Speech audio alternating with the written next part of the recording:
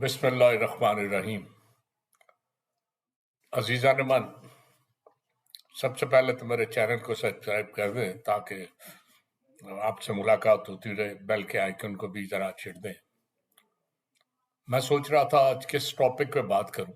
याद आया कि जवान आदमी जो है ना, दूसरी शादी के लिए एक ख्वाहिश है जो उनमें मचलती खिसकती खटकती है और पता नहीं क्या क्या करती है। तो आज इसी के बारे में थोड़ी सी बात कर लूं। पिछले दिनों जो मौलाना शेरानी साहब हैं, इस्लामी नज़रियाती काउंसिल के, उन्होंने कहा दूसरी शादी पे कोई प्रॉब्लम नहीं है, लेकिन हमने कानून को ज़रा थोड़ा सा सख्त बनाया, इसे सैल करने की ज़रूरत है। बहुत शुक्रिया शेरानी साहब, हमारी जवानी गुजर गई तो आपको ख्याल आया, लेकिन चले, लोगों का बहुत सौ का भला हो जाएगा। तो दूसरी शादी के बारे में मैं चंद बातें आपको बता दूं, इससे फायदे क्या है, फैसला आप खुद कर लें। हमारे मोहल्ले में एक भट्ट साहब रहते थे, उनकी 2 बीवियां थी। सारा दिन धोती और बनियान पाई पहने हुए, बड़ा बुरा सा हाल। तो एक थड़े पे बैठे होते थे, बात होनी 2 शादियों की थी। उन्होंने कहा ना बड़ी मौज है, वाह वाह वाह, बड़ी मौज।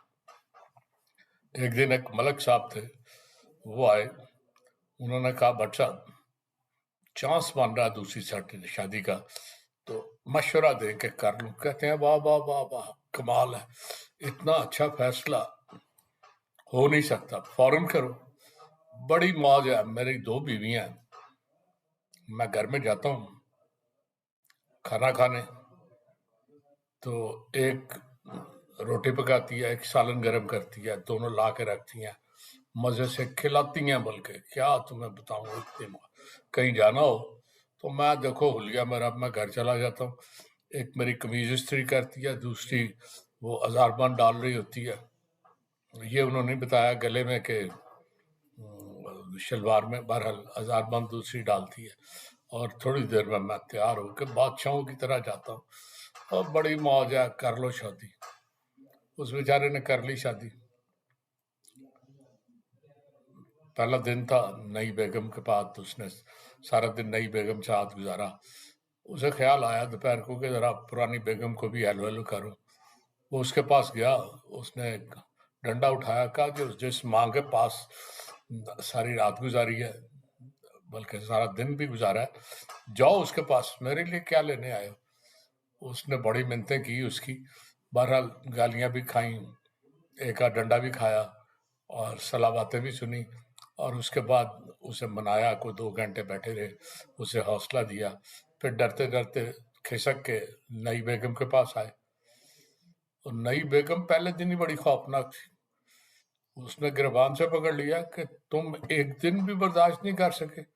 मैं नई दुल्हन, मेरा ख्याल नहीं तुम्हें आया, और शर्म नहीं आई उठ के उस माँ के पास चलेगा।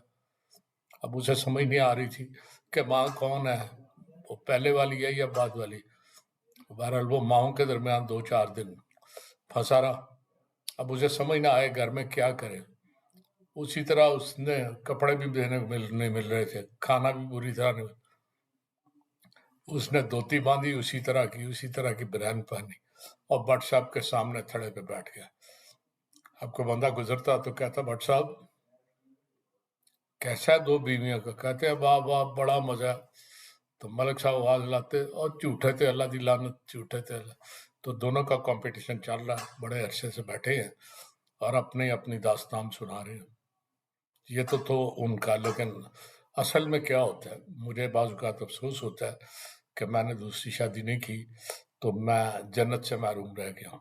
इसलिए कि रब्बुल इज़्ज़त का दरबार लगा था, लोग बड़ी तेजी से आ रहे थे और अपना अपना दास्तान सुना रहे थे, फरिश्ते हिसाब ले रहे थे। बुरा हाल लोगों का, कांप कांप के बुरा हाल था कि रब के दरबार में पहुंचे हैं और इतनी गुनाहों की घटनियां साथ दी हुई हैं और उनका हिसाब भी देना पड़ता है। यहाँ तो इंसान भूल जाता है कि कल को मैंने, लेकिन वहाँ हर चीज़ आपके सामने थी। बेचारों का डर डर के, कांप कांप के बुरा हाल हो रहा था। तो इतने में एक बंदा आया, बड़ा सहमा सहमा, तो फरिश्तों के पास पहुंचा तो अल्लाह की तरफ से हुक्म आया कि इसे जाने दो। फरिश्तों ने कहा जाओ, تم جنتی ہو. اس نے سینہ تانا اور تیزی سے جنت کی طرف چلا گیا. اب وہ جنت کی طرف گیا تو فرشتوں نے ڈرتے ڈرتے رب سے پوچھا کہ رب العزت اس میں کیا خوبی تھی اور اس نے کیا نیکی کی تھی کہ آپ نے سیدھا اسے جنت بھیج دیا. رب کی طرف سے جواب ملا کہ اس نے 2 شادیاں کی تھی. دنیا میں بہت بھگتا ہے، مزید بھگتنے کی گنجائش نہیں ہے. تو بہرحال فیصلہ آپ نے کرنا ہے. حکومت سنا ہے وہ سہل بنا رہی ہے قانون، تاکہ ایک کی بجائے آپ 2 بلکہ 3 بھی کریں، اور آپ کو بڑی مبارک ہو. اللہ حافظ.